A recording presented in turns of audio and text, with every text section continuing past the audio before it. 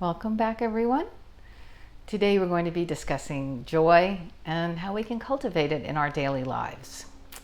I drive past a wonderful mural every day on my way to work on Lincoln Boulevard in Santa Monica, and it's a portrait of Abraham Lincoln with one of his quotes, which is, "Most folks are about as happy as they make up their minds to be," which is lovely, but actually not correct.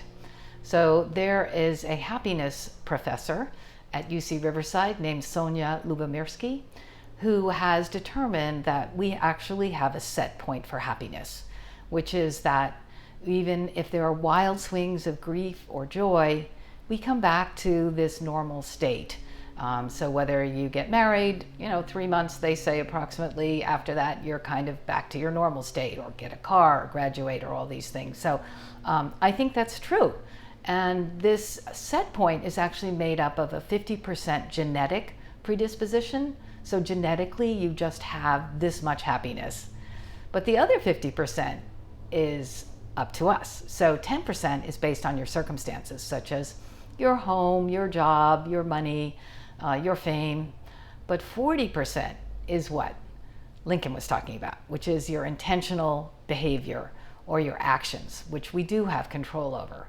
And so this talk is going to focus on that 40%. So how we can engender joy through our intentional activities. And I read an article by another a pioneer actually in the study of emotion, named Professor Paul Ekman, who is at the UC San Francisco. And he says joy is made up of many attributes. So it could contain pleasure, or amusement, contentment, entertainment, or bliss. And I think that's wonderful that it has all those attributes. So we do have these exalted states of joy, such as when something momentous happens, like our child is born, or we graduate from college, or we get married. And these usually are long-term projects that have taken some time, and so the eventual closure and achievement of it is something that requires an exalted state of joy. But there are little moments throughout our day where we can find joy that don't require a lot of effort, that are just there waiting for us to access them if we perceive them, if we acknowledge them, if we're aware of them. And so that's what I hope we can talk about today. There is a belief that the brain has a negativity bias, where we tend to focus on the negative, and certainly the evening news has exploited that part of our brains.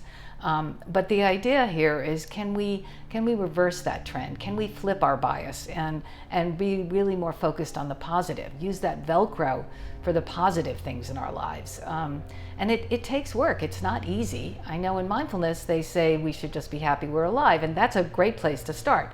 But it's not always available to us. So what are the things that we can do? Well, one of them is smile. It's very simple. The Archbishop Desmond Tutu says that joy is contagious, and that we can be like a reservoir of joy and then send out ripples to those around us.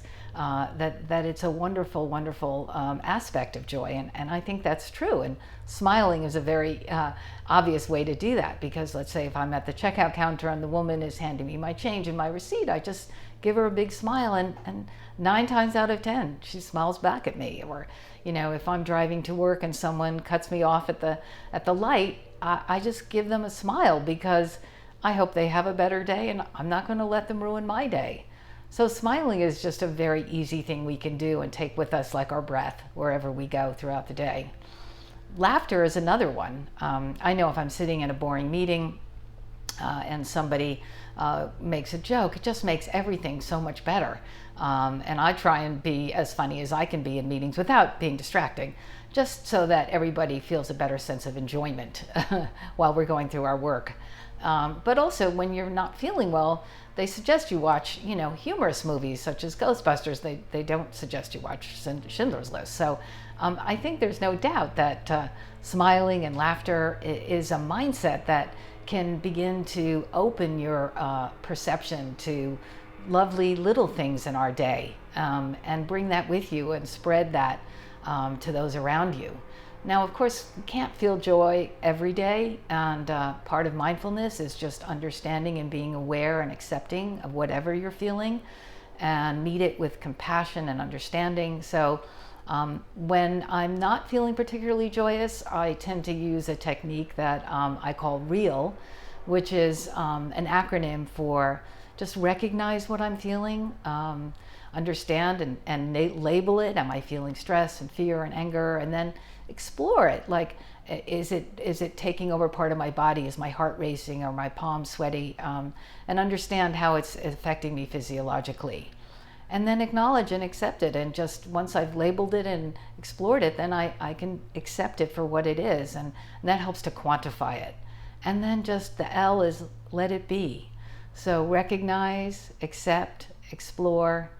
Recognize, explore, accept, and let be. And I think that's a good way to get through times when you're not feeling particularly joyous. But if you can, if you have the option, if you have the ability, try smiling through your day, bringing that smile to wherever you are, whoever you're with, and seeing if that doesn't engender joy in them as well. So thank you very much. I'll put the references to those talks on my page, references page. And in the next class, we're going to talk about gratitude. Thank you so much. Hope to see you soon.